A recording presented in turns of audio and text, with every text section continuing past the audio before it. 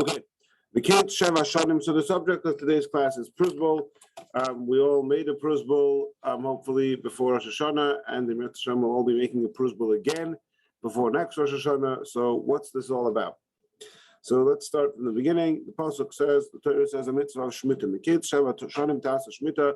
At the end of 7 years, you should make a Shemitah.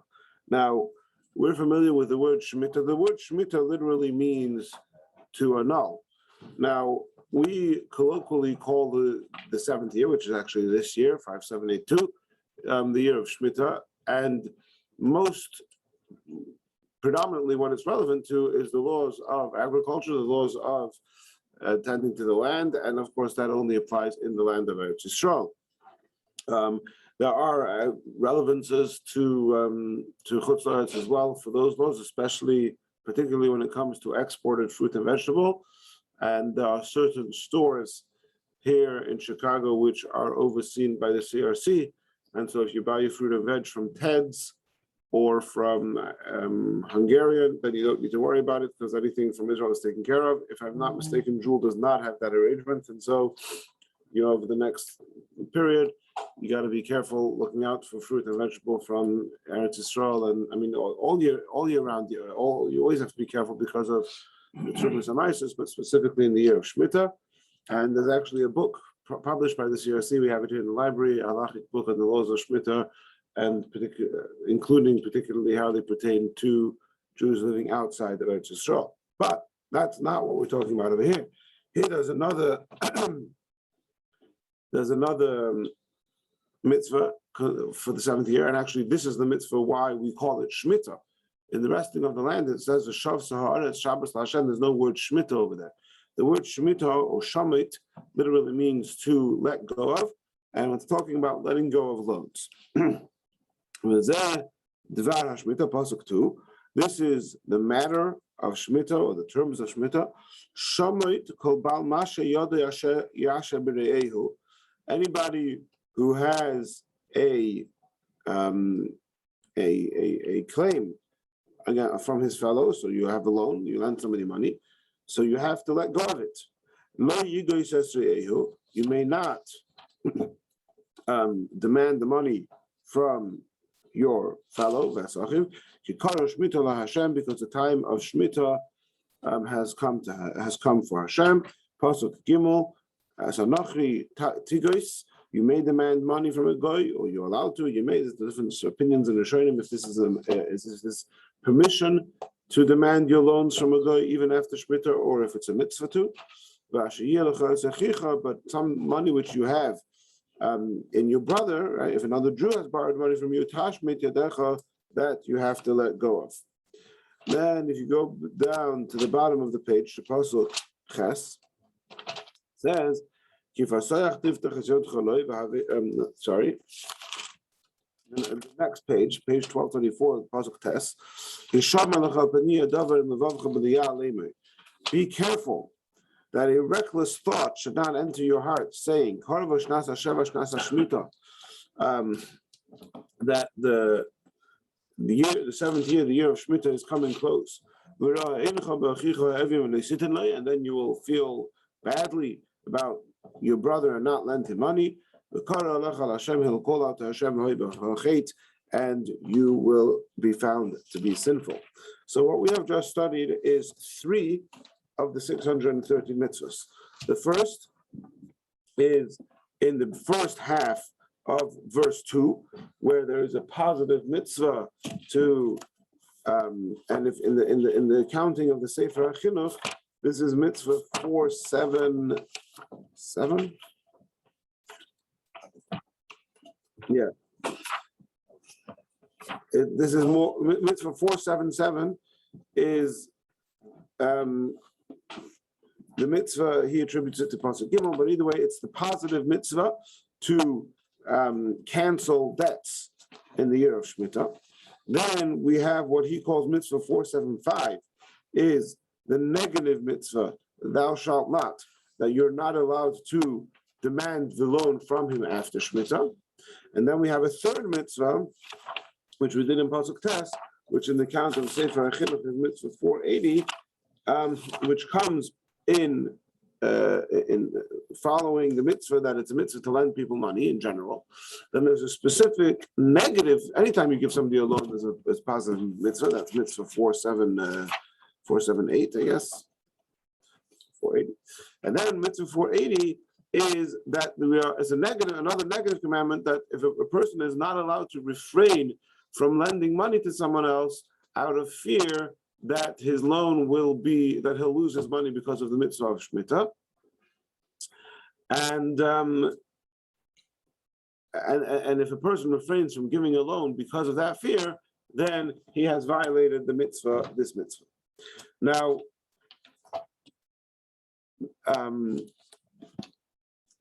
this mitzvah, the mitzvah of Shmitas Ksavim, according to most Rishonim, and this is how we paskin, is only applicable midoraisa on a biblical level in the time when the Yovel is Noheg. Now, right, the mitzvah of the Torah is to count 7 cycles of 7 years, 49 years, and the 50th year is the year of Yovel. But that mitzvah the mitzvah of Yovel is only when Rev Yisrael al-Masan, when most of the Jewish people are in Israel. Nowadays, and there's other specifics to that as well, but in short, nowadays we do not have the mitzvah of Yovel, and therefore we don't interrupt our cycle of 7 years. We keep on going, 7, 7, 7, 7. We don't have right. And when you have the cycle of 50, so then year 51 is year 1. In our cycle nowadays, year 50 is year 1 because we don't have Yovel in, right?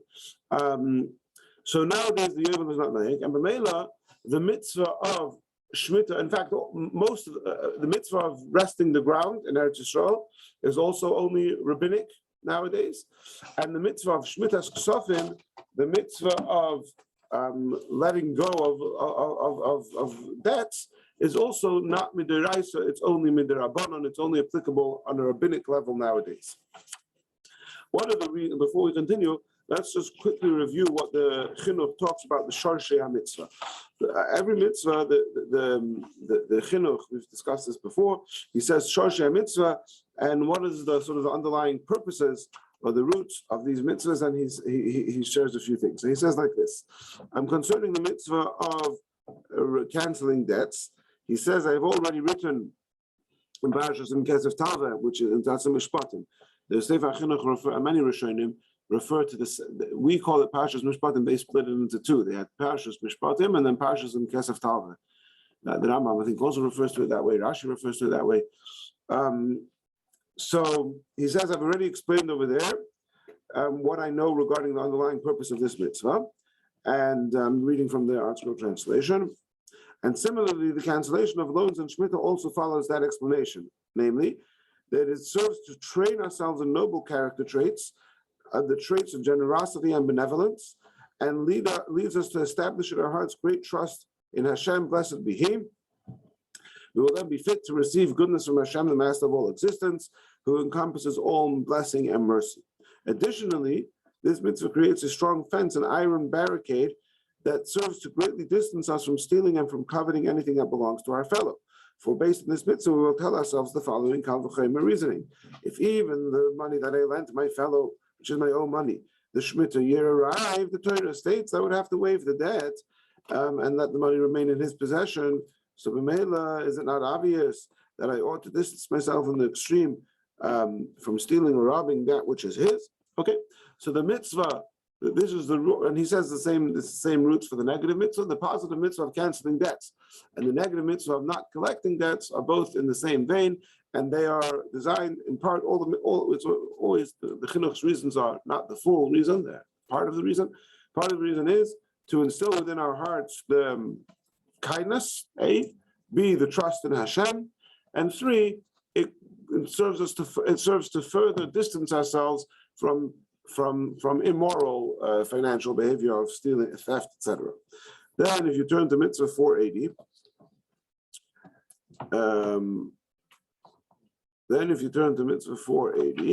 where it's the mitzvah that you shouldn't withhold the loan due to the thought that Shemitah is coming up and you may lose it.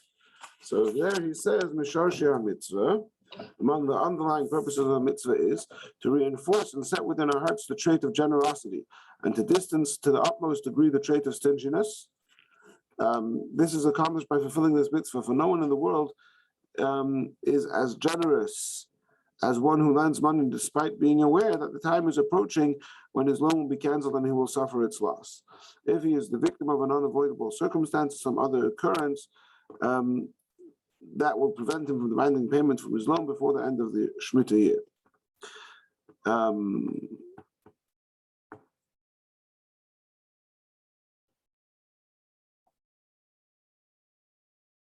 We'll do another paragraph. Anyone who understands the ways of the Torah and has attained even a small amount of its wonderful and valuable knowledge will know with clarity that one who scatters his money to the needy will have more added to it. And while one who refrains from it, from what is proper and fails to give to the needy, brings only loss upon himself. This has become a cause Hashem judges a person in accordance with his deeds, and he grants him of his blessing to the degree that the person draws close to blessing by acting generously with others. The trait of stinginess is an iron barricade between him and blessing, and therefore one who conducts himself with that trait and does not deal generously with others is distanced from blessing and will thus incur a loss. Generosity, on the other hand, is one of the components of blessing. Thus, one who acts with generosity is included in blessing. A wise one will hear and increase his learning. Okay, basically, the underlying purpose of this mitzvah is in a similar vein to the other thing, that it instills within us the trait of generosity. We don't really need this because we don't have the text.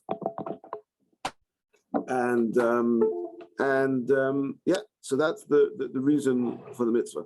With this second mitzvah of not refraining from loans because of the fear of Shemitah, there's a lot of discussion in Rishonim and Achronim. Why is it so terrible, and under what circumstances is it so terrible? Is it? Some say that it's only an avera if you have a far-fetched concern that he won't repay his loan before the Shemitah, but if it's a reasonable concern that he's not going to be able to pay the loan, then you're not obligated to give it. But we're not going to get into all those details now. However, there is a very, very interesting and important line in the Sefer HaChinuch here, which is very much relevant to the theme of Pruzbul. And that is as follows. He says, this mitzvah we established, this mitzvah of the mitzvah to, the positive mitzvah to annul the debt, the negative mitzvah not to claim it, those only apply in a time when the yovel is doing midiraisa. So nowadays, if somebody collects his debts after Shemitah, he has violated only a rabbinic commandment. And actually, why did the Chachamim make that mitzvah? So the Chinuch says that it's because they didn't want us to forget they didn't want us to forget about it. It says, nevertheless, rabbinic law, the cancellation of loans is in effect, even in our times and even in all locations outside of Eretz Yisrael, so that the biblical concept of canceling loans should not become forgotten to the Jewish people.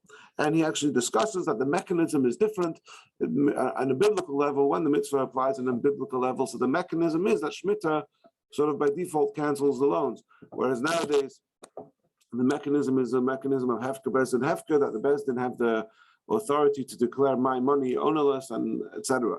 But again, don't want to get too sidetracked. The point is that the mitzvah, both the positive mitzvah to annul the loans and the negative mitzvah of not demanding the money from him, don't apply nowadays on a biblical level, only a rabbinic level. However, says the Sefer HaChinuch, the third negative mitzvah, the mitzvah of not refraining from lending money, that applies nowadays on a biblical level. In other words, now that Chachamim instituted a mitzvah that midrabanan loans become annulled in Shemitah. So if I refrain from lending the money because I'm scared I'm not going to get it back, because on a midrabanan, rabbinically, I'm not allowed to demand the money back from him, I'll have violated the biblical mitzvah of not. Let's read it. Is that clear? Just one thing. What would we need in order for it to be midiraisa? Yovel noyag. Yeah, is that clear? I want to read it in the Chinuch's words. If anybody is not clear, please ask. This prohibition applies. The prohibition we're talking about, not to withhold, not to refrain from giving a loan because of Shemitah. He says it applies to both men and women. We'll discuss that soon. Also, very important about women making a pruzbul. in every location and in all times. For even nowadays, when cancellation of loans on the end of Shemitah does not apply by biblical law, but only by rabbinic law, nevertheless, we are also warned not to refrain from extending a loan to a person in need out of fear of the Shemitah year, which cancels loans by rabbinic law nowadays. Right? So even though the cancellation is this is a sort of a very interesting topic in general about how do rabbinic laws interact with biblical laws. There's dozens and dozens of examples, and the Achronim discuss it all the time. I'll just give you off the bat an example that's on my head right now. If somebody, let's say, if I take your meat and if I take your poultry, I take your chicken, and I cook it with milk. So midiraisa, it's still perfectly kosher. Midirabanan, only meat. Midiraisa, only meat and milk is forbidden. Poultry and milk is also midirabanan. Midirabanan, I've now practically stolen your food because now you can't use it anymore. So my obligation to pay you for the damages, is that now a biblical obligation or a rabbinic obligation? Right? Because that's one of the scenarios. There are many such things. Anyway, but here the Sefer Chinuch says very clearly that even though the mitzvah to annul the debts is only rabbinic nowadays, nevertheless, if a person would to refrain from it's not just Sefer Chinuch, that's a pasuk shot in the Gemara also, that if a person, Hillel says, that if a person would refrain from giving a debt alone nowadays, he would violate the biblical mitzvah of Hishamalach Davim Levavcha B'Liyal, etc. Okay, so let's discuss some of the laws of Shemitah's Ksavim. So first of all, very important is that Shemitah, we pass on that Shemitah is Mishametas B'Soifa, that the annulment of loans takes effect in the last moment of the year of Shemitah. Right? So soon we're going to discuss why we made the Pruzbul already before this past Rosh Hashanah. But this now it's in the 7th year. We passed Shemitah is this year. The annulment of loans takes effect on the very last moment before this coming up Rosh Hashanah. So if you lend somebody money on the 29th of Elul in the morning, this coming up 29th of Elul, come evening, the loan is annulled. Right? That's the halacha. Now, these laws are found in the Choshen Mishpat, the Shulchan Aruch Choshen Mishpat, and also in the Alter Rebbe's Choshen Mishpat, which I thought was online, but I couldn't find it. But it's part of the set, and it's translated into English. So it's volume 12, and it's the first chapter in this book is the laws of loans, and starting from Sif 34. Then it's actually on page 34 as well. That's where we start. The Alter Rebbe starts discussing from here till the end of the chapter. It's like 3 or 4 or 5 sifim, something like that. More till 40. So 6 sifim discusses the laws of Shemitah's Ksavim. I was planning to sort of read a lot of it together inside because I thought I had it on this. I'll have it on the screen, but we'll do it a bit differently. So first of all, Shemitah's Ksavim takes effect automatically, right? We don't need, it's not I have to say I'm annulling my loans, it's automatic. Come that time, the clock strikes the end of Shemitah year, it takes effect. Now, Shemitah annuls all kinds of loans, whether it's a mil, in Halacha we have a milva b'shtar and a milva bal peh. A milva with a document, with a shtar, or just an oral agreement that I'm lending you money, I'll pay you back.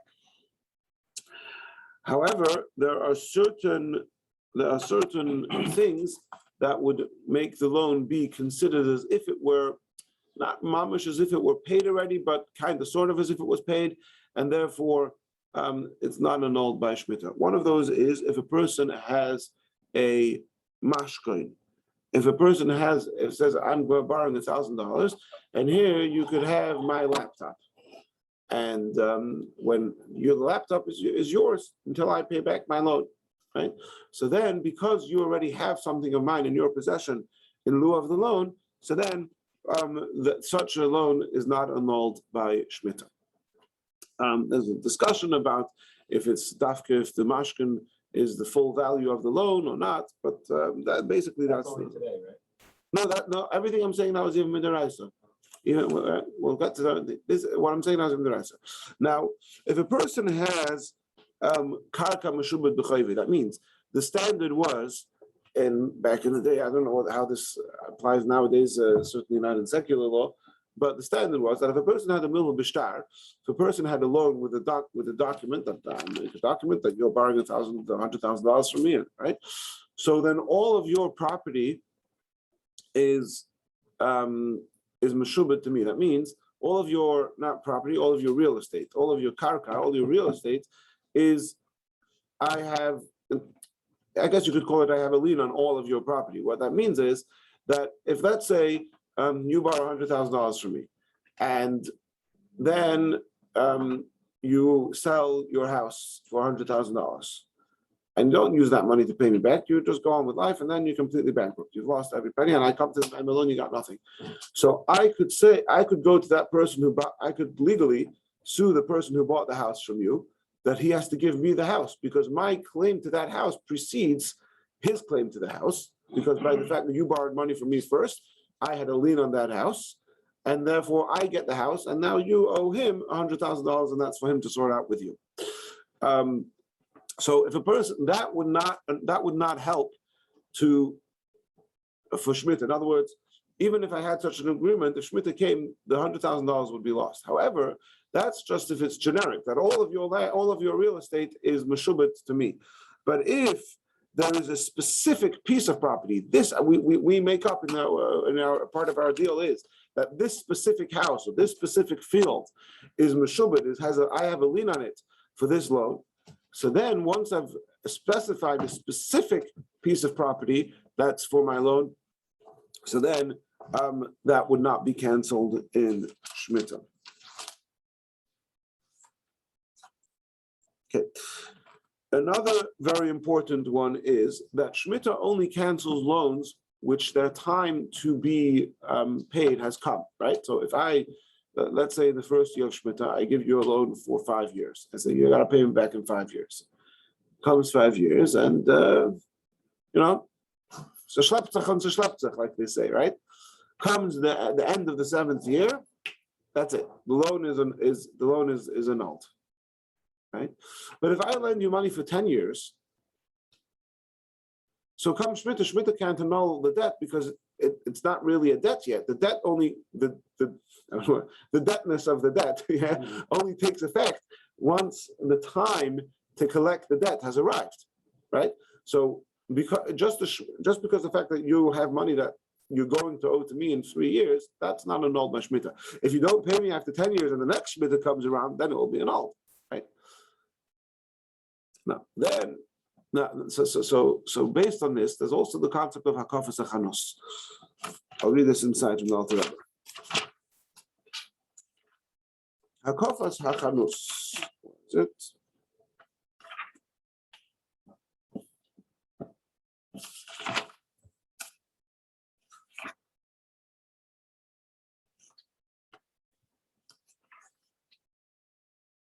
This is from Hilchos Halva. In Choshen Mishpat, the Simanim and Alter Rebbe Shulchan Aruch and Choshen Mishpat don't have numbers. It's just the title of the Siman, Hilchos Halva, the law of loans, and it's Sif 39, the second to last Sif of the Siman. If Rabbi Ephraim was here, I think you would say it was the penultimate Sif. Okay. When a person lends money to a colleague, it establishes a time for payment that is after the sabbatical year. The sabbatical year does not cause the debt to be remitted, as we just said. The rationale is that the prohibition, he shall not demand payment to the sabbatical year, does not apply because the time for payment has not yet arrived. For this reason, the sabbatical year does not cause a credit line at a store to be remitted. Since a storekeeper usually extends credit for a year or two, and it is usual for him to demand payment immediately, it is unusual for him to demand payment immediately, it is as if he set a time for payment after sabbatical year. When, by contrast, a person sells other types of merchandise, he becomes reliable as soon as the sale is completed. When the seller extends him a credit, it's as if he's giving him a loan, right? So in other words, nowadays when everything is computerized and credit cards, it's perhaps less rigid this way, but if you could think 20 years ago, right, it's very normal for a person to go into his local grocery shop and write down, this is how much I took, and they have the index cards with everybody's name on, right? And then eventually, okay, once a year, once in 2 years, once in 3 years, we make a cheshbon. Every so often you have some extra cash, you put it towards your bill, and he does minus $200 on your card. And then eventually, every 3 years, let's say, he makes a cheshbon and he says, okay, bottom line, you owe me $15,000, right? So because that's the norm, in a grocery store that they give you, that's how they work. So it's as if, even though it's not explicit, but it's implicit, that this loan is not due for payment for another 3 years. And therefore, Shemitah would not cancel these loans. However, a store which is, I don't know, let's say Best Buy, right? Best Buy doesn't have a book even before computers, right? You go in, you buy a computer, and you pay. Now, then, what if you can't pay? So Best Buy might offer a service called a payment plan that will let you pay $50 a month for 3 years, right? Or I'll let you not pay. Sometimes they really want to get you. They'll say, we'll let you not pay anything for 2 years, and only after 2 years you start paying $50 a month, right? That's not that, because it's not sort of built into the business norms that appliance stores would do such a thing. So there we say that that's not called hakafas hanus. That's like you bought something and now they gave you a loan. So they give you a loan, so it is canceled by Schmidt. Now, because of all of this, if a person does have an account with his grocery store or with any other loan, yeah, and then not even a regular loan, yeah, I lend you whatever, I lend you money, and you're going to pay me back $50 a month for the next 3 years. So once I've established, either myself or the grocery store, whatever it is, once we've established a payment plan, so any money that's due is like a regular loan. So any money that's not yet due, the $50 a month that you're going to be paying me next year, that's not yet, that's money that's not yet due. That's money that I don't, as of yet, have any claim to. So that money is not canceled by Shemitah. But if this year you were scheduled to be giving me $50 a month, so by the end of the year you owe me $600, and if you haven't yet paid that $600 is going to be canceled by Shemitah, because based on our payment plan, that money was already due. Yeah, so far so good. So it's clear? Okay.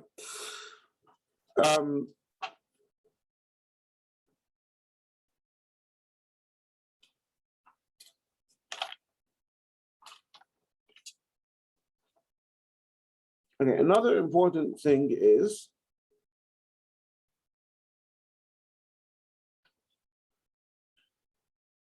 there's a shaila of gemachs, whether or not gemachs have the, in other words, the mitzvah Shemitah only applies to individuals, not to necessarily to tzedakah. Yeah, so if the gemach, which is there to send, anyway, I assume practically whoever manages the gemach hopefully is making a Pruzbul, and so we'll see soon how that works. But anyway, okay. Now then, before we get to Pruzbul, everything that I've said until now is even in the time when the Yovel is doing, and all of this would be relevant on a biblical level. But then you have the concept of Moshe Shtaros of the Bezdin.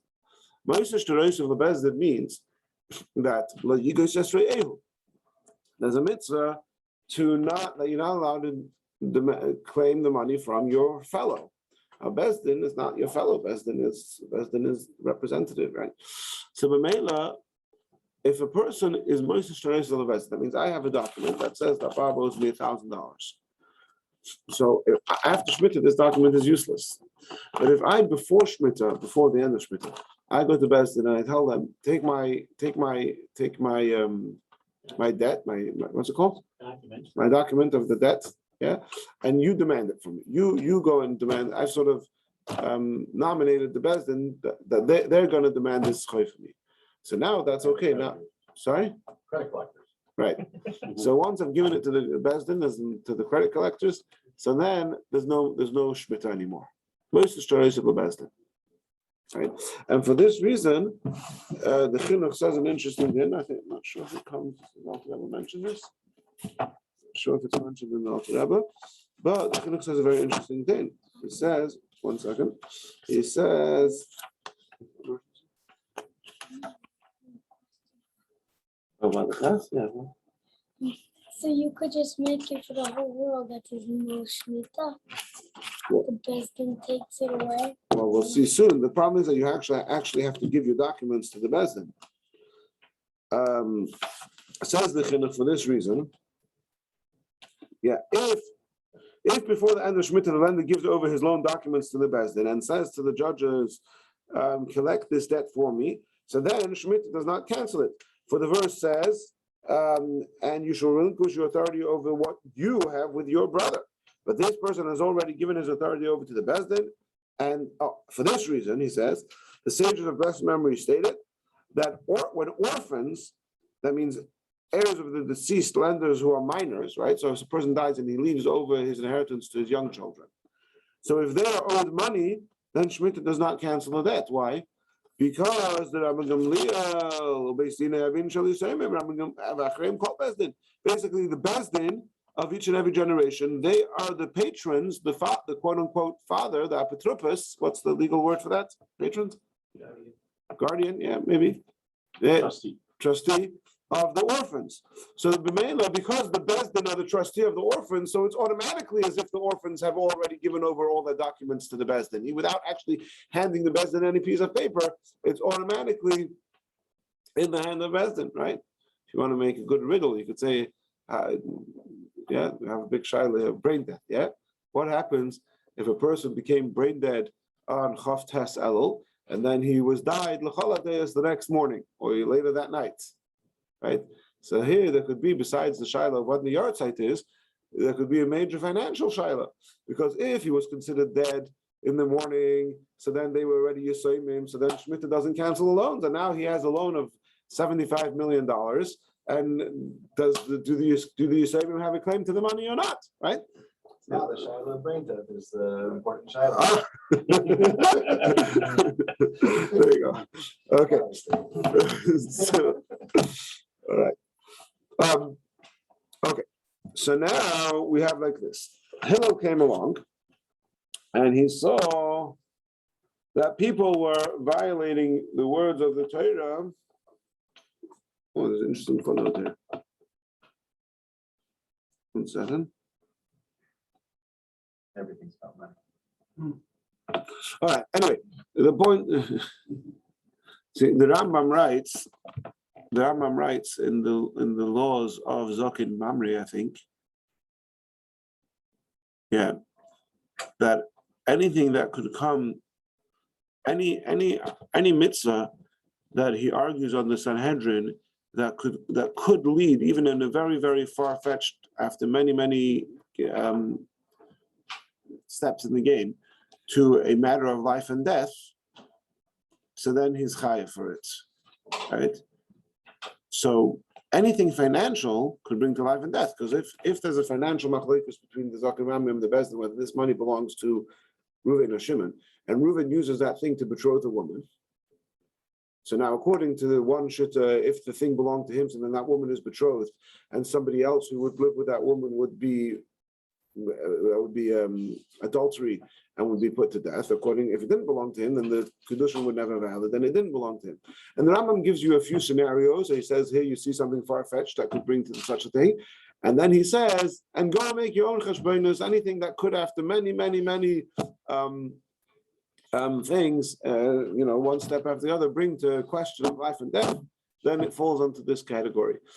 So I often think about these things where the most random, the most random of things, there's pretty much, you're going to be pretty hard to find any mitzvah that couldn't eventually bring to something, because, so here's an example. It's just a question of Bezdin of Yisayimim, and here's a question of something about the moment of death. Was it 5 minutes ago? Was it a second before the end of the day, or a second after the end of the day? And right there you go. That's the difference, right? And as I throughout the year, every day you learn Rambam. Yeah, I'm always this could bring to a case of life and death, and then that would apply to Zaken Rambam. One day I should sort of take myself notes and record all these cases and make a list of what.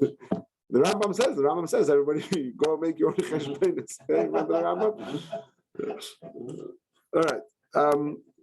Okay, so Hillel HaZokin saw that people were violating the mitzvah of the Torah of not giving each other loans. Now, remember, we saw the chinuch that even though the mitzvah of Hillel's solution was Pruzbul. We'll discuss in a minute exactly what that is.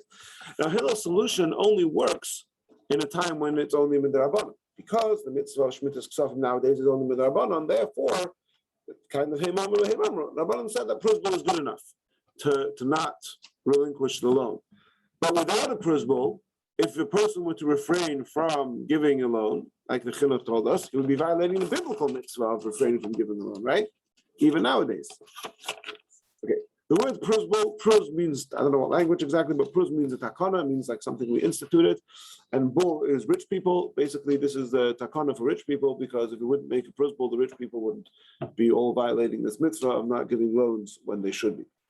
Now, basically, what a Pruzbul does is, before we said that if a person takes his document and he gives it to the Bezdin, and he tells them, you demand it for me, so then Shmita is not Meshamet. What Pruzbul does is that it makes that entire procedure virtual. So basically, you write a document and you say, I'm giving over to this and this Bezdin all my debts so that they should collect it for me.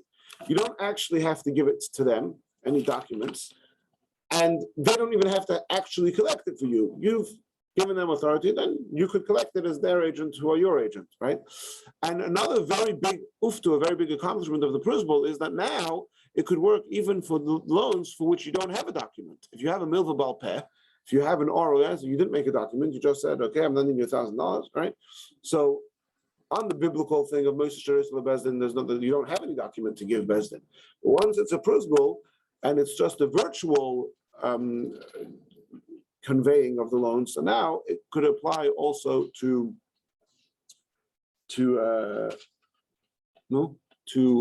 oral agreements. And basically, one thing led to the next. Lemaisa, we're very, very lenient about Pruzbul in a number of things. First of all, we're not makbid that it should be a Bezdin Choshev. I didn't know it was supposed to be a Bezdin Choshev. You go to a formal Bezdin, we passing it could be any 3 kosher Jews, could be on the Bezdin, and even they could be relatives. In other words, even though usually a father and a son or 2 brothers would not be able to sit on a Bezdin together, but for Pruzbul, it could even be relatives. I actually tried to find anybody discussing if it could be a convert, because a convert is not kosher to be a dayan. I didn't find that addressed explicitly whether a convert could be part of the Bezdin. So if you're doing a Pruzbul with 3 people who are doing Hataras Nadarim, and one of them is a convert, then that would be a question whether it's a valid Pruzbul. Chabad custom is to do Hataras Nadarim with 10 people, so it's highly unlikely that out of the 10 you won't have 3. So even saying that usually that would be fine. Anyway, one second. Is there an issue with that if like you have 10 witnesses and there's some that are no? So with Pruzbul it doesn't matter. And first, that's witnesses, not Bezdin. But the Eidim, not with Dayanim. Oh, a Dayan, that wouldn't, no. That wouldn't be the same. Right. Another big kula, which some people are machmir on, but I don't believe in Chabad. To the best of my knowledge, the Rabbi did not do this, and it's the thing. We're not machmir to do the Pruzbul in writing. We just say it, right? Originally, the takana is that you write a document with witnesses that I'm giving over this. You don't actually have to give the document to the Bezdin. I could write a document right here. I'm giving over all my loans to such and such a Bezdin in there to Israel, and I have 2 witnesses sign it, and that would be a kosher Pruzbul. But we don't even do that. We just take any 3 people, you're kosher Jews, and you say to them verbally, I'm giving over all my loans, and we pass them that is okay. The Hillel Zakim, I don't remember Gemara. Does you have anywhere where he like says his motivation behind this? The Gemara says that he saw that people were coming to be over on the mitzvah of the Torah. Even though if you have a star, you already could just give it to a base and take care of it. That's not. First of all, not everybody does. First of all, not everybody actually does that. And not what the Bezdin are going to start taking on the responsibility of becoming everybody's debt collectors. So it's basically more complicated. Yeah. What's the Russian? One second, let me find this. No, I mean, I understand that that's in the Gemara that I remember, but I don't. He said the Gemara says that he saw they were coming. Have an eitzah, so like he felt like you need something more. But you're saying that eitzah is hard to apply. Basically. Yeah. Anyway, so then.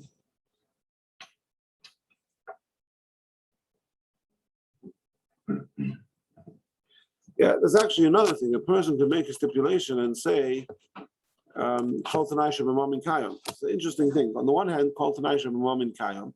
that this is even without Pruzbul.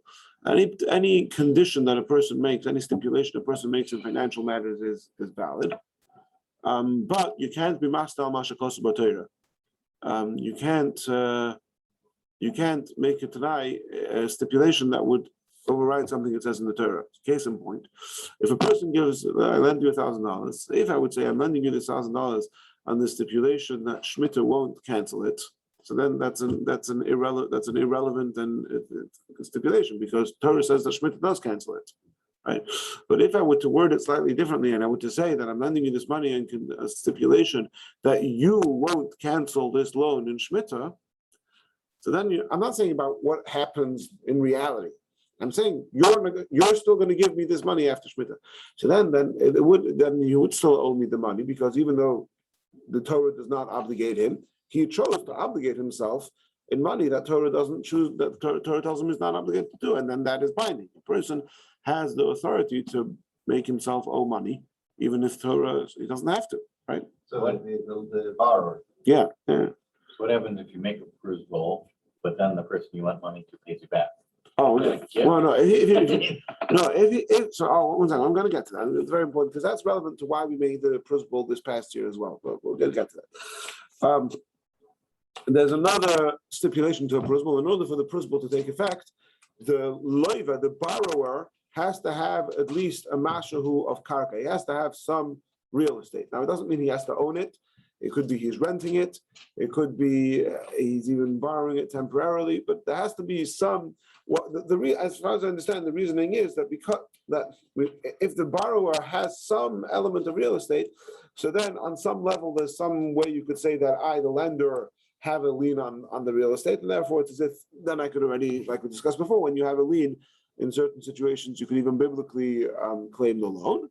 So Mamela, we want the borrower to have some sort of real estate. Now, nowadays, most people have real estate because, again, it doesn't mean you have to own it, but everybody lives somewhere. Everybody has a bed in a dormitory, or even in a place to put his mattress in a homeless shelter. Everybody has something.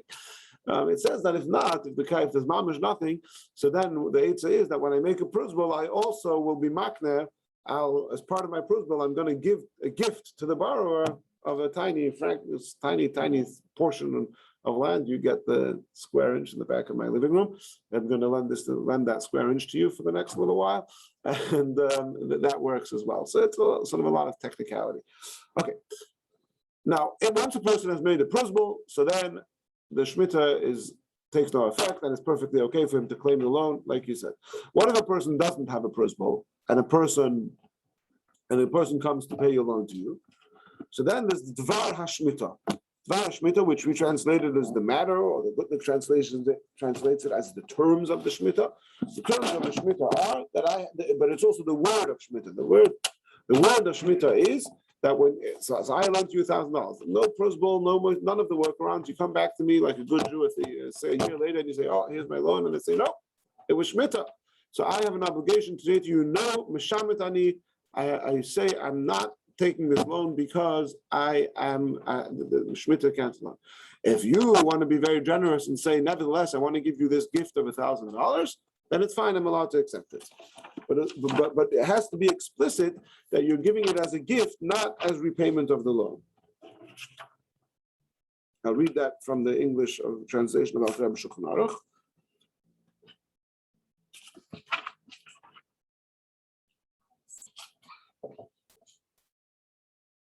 Is that in the language of the Pruzbul itself?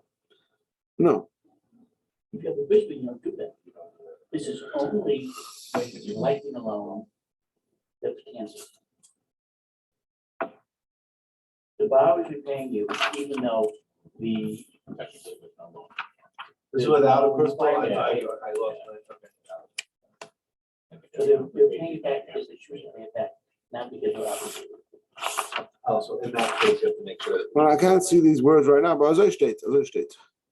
By the way, in the bibliography of figuring out when different parts of the Alter Rebbe Shulchan Aruch were written, which there's even, besides history, there's halachic ramifications. Like sometimes if you find a contradiction or a difference between one part in Alter Rebbe Shulchan Aruch and another part, so then you want to know which was written later, because that means he changed his mind later. So one of the very important bibliographical notes is from these laws, where the Alter Rebbe says that the year Shemitah was in Tavkuf Mem Daled, which is 5544. So we know that this section of Alter Rebbe Shulchan Aruch was written in between 5544 and 55337. Yeah. Because otherwise, in fact, I think in an earlier edition, it actually said an earlier Shemitah, and then it was changed later. So we know that the Alter Rebbe final, we know within, we could narrow it down to a 7-year period of when this section of the Alter Rebbe Shulchan Aruch was written. Anyway,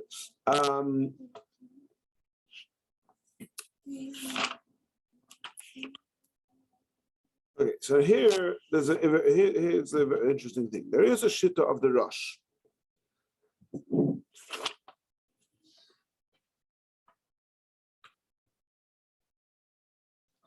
The Torah says explicitly at the beginning of chapter 15, like we just saw, Miketz Shavuos Shonim, at the end of 7 years. It's explicit in the Torah that the Shemitah's Ksofim takes effect at the end of the 7th year. However, there's an interesting shitta of, it's known as the shitta of the Rosh, the other Rishonim will go with it. There's an interesting shitta, the Rosh. The Rosh holds that we split the timing of the positive mitzvah and the negative mitzvah. The positive mitzvah to relinquish loans, that takes effect at the end of Shemitah. The negative mitzvah not to demand a loan, that takes effect at the beginning of Shemitah. So Mamela, if I lend you $1,000 last year, if I wouldn't have made a Pruzbul, already now from the beginning of Shemitah, according to the Rosh, I'm not allowed to go and demand the money from you. If you pay me the money, I can accept it. But I'm not allowed to demand it from you. And then if it carries even till into next year, so then not only am I not allowed to demand it, but even if you come to pay it to me, I have to tell you, no, Shamit Mishamitani, and only if you say I'm going to give you this gift, am I allowed to accept the money. But during the year of Shemitah, where the positive mitzvah to relinquish the loan does not apply, according to the Rosh, the negative mitzvah not to demand the loan does apply. So because of this reason, the Alter Rebbe passes this way. Because of this, therefore, he doesn't pass like that shitta. He says,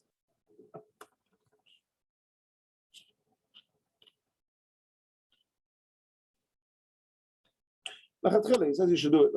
Yeah? Basically, that's why L'chatchila, and certainly this Chabad minhag to be particular about, that we do a Pruzbul at the end of the 6th year, because according to the Rosh, so that way there's no prohibition against demanding my loan even in the 7th year. However, what happens? So what the Alter Rebbe says that if a person didn't do it at the end of the 6th year, so then you should do it at the end of the 7th year. But the truth is that even if you did do it at the end of the 6th year, what happens to loans that you made within the year of Shemitah?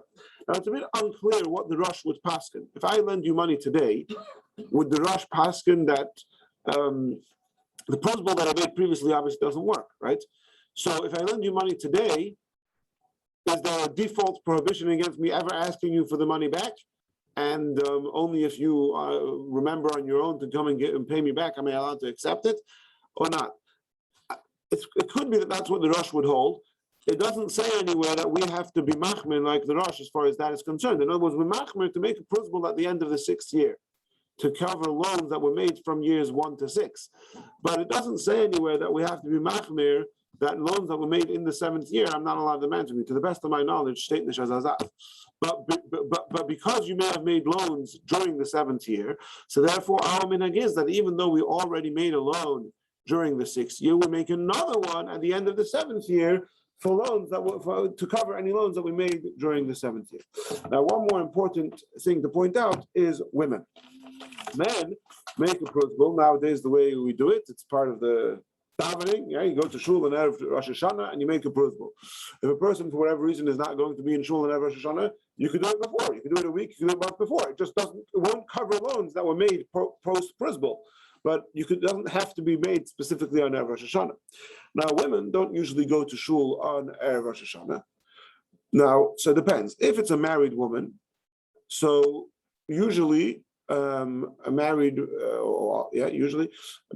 couple will have joint accounts. So there's not necessarily a need for a married woman to make a Pruzbul, because any money that she would have loaned it's her husband's money.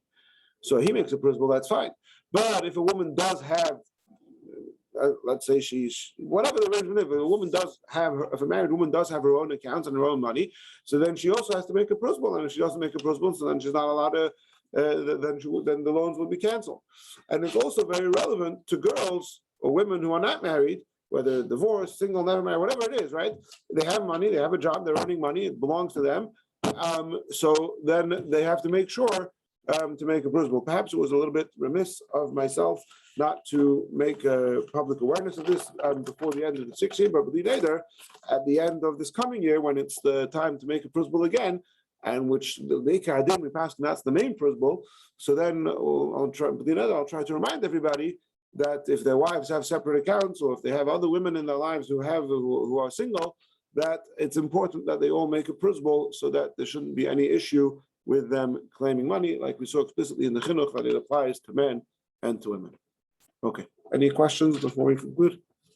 I noticed this past year there was a big push for, number one, for women to do it, and two, for it to be done electronically. Maybe it happened before, I don't know, but I never saw it. I never Electronically as opposed to verbally? Sorry? As opposed to verbally? Yes. So the thing is like this. Do you remember, do you have a name behind this push? Was it Rabbi Oberlander? It might have been. So Rabbi Oberlander he's the one who he did women 100% correct. He also pushed for it to be made, the vote wasn't electronically as opposed to, Right. to write it down as opposed to just verbally. He did say that, he definitely did say that. I didn't have a chance to discuss with him why he said that. I mean, al pi Shulchan Aruch, that's the better way to do it, but to the best of my knowledge, it's not. It has never been the Chabad practice, and again, to the best of my knowledge, the Rebbe did not do that. I mean, certainly it's a hidur or a chumrah to do it, but it's not. I don't believe that. Certainly in the Chabad custom, I don't believe it's a necessary chumrah. Another interesting halacha though is that if a person doesn't, in other words, if a person didn't make a Pruzbul, so then there's no, you can't, if the person, even if the person pays you, you can't accept it.